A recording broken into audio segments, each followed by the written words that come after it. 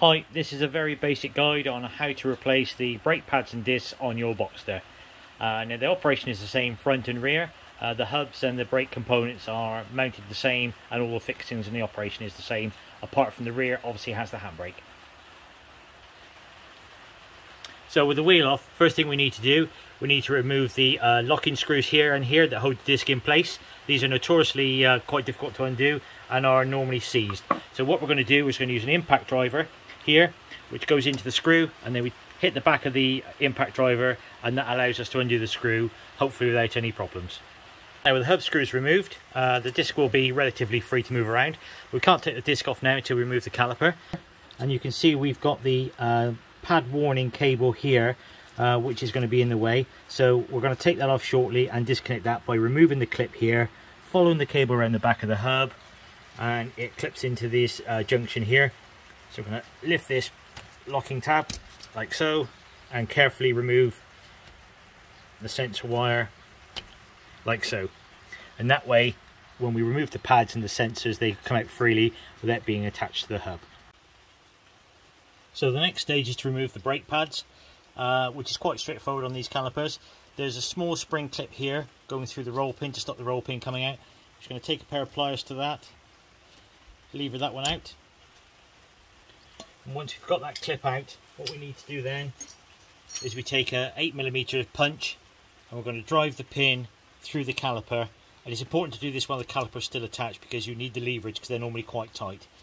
If you get a lot of resistance from the caliper initially, from the pin, it pays to spray a little bit of lubricant around the far side, because you get a little bit of build up of corrosion here, and you don't want to risk cracking the caliper. So a little squirt of penetrating oil before you start to drive it through, if it has any resistance. They are quite tight, and there's a spring plate here which holds pressure on them, but a good hefty blow would see them move out of the way quite nicely.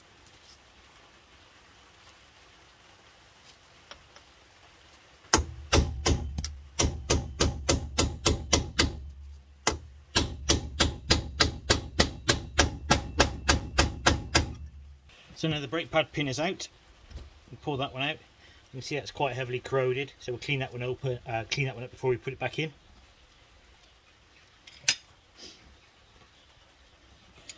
The retaining clip, the spring clip, which holds the pads tight in the caliper, that one can come out now. That's loose, and you can see the wiring for the brake wear indicators.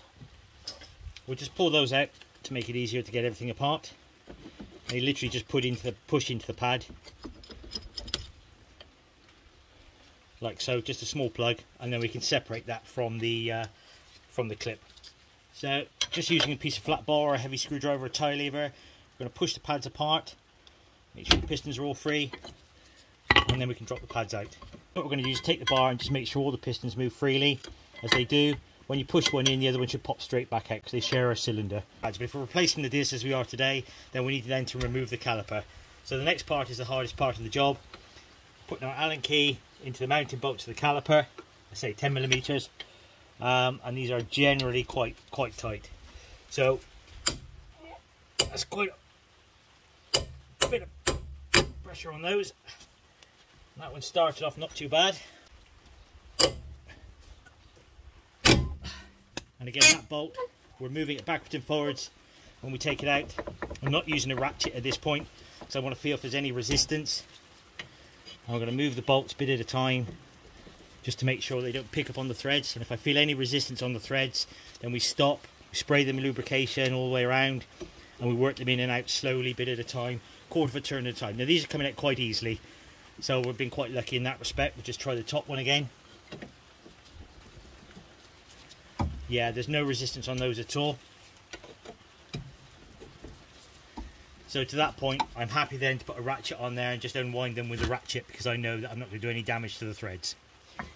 Now we can take it away from the disc carefully. We're going to put a steel hook in, just hook it up on the caliper up onto the strut. Now at this point, we can take the disc off, and this would expose the handbrake shoes. So here we have the handbrake shoes. These got plenty of meat on them, no delamination, no corrosion, obviously not been in there that long.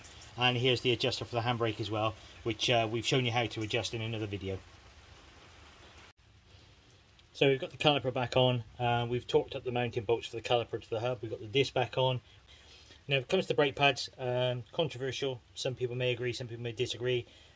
I put a tiny dab of copper grease on the back of the pad where the piston comes into contact. This helps stop vibration on the pads and also squealing noises and that sort of thing, but also stops the piston sticking to the back of the brake pad due to heat and corrosion and that sort of thing.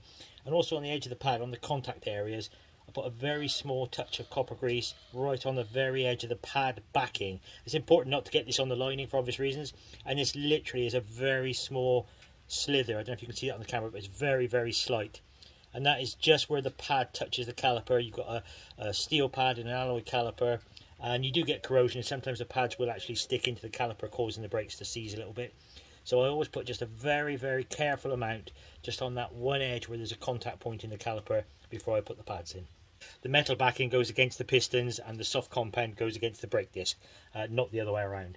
So with the pistons pushed back, they would slot back into place, same pad on either side, and then we can refit our wear indicators, push the pin back through, put the spring clip back in, and the job is complete. So always pump the pedal after you've worked on one brake caliper, and then move to the other side and do the same after that one before you drive the vehicle away. That's it.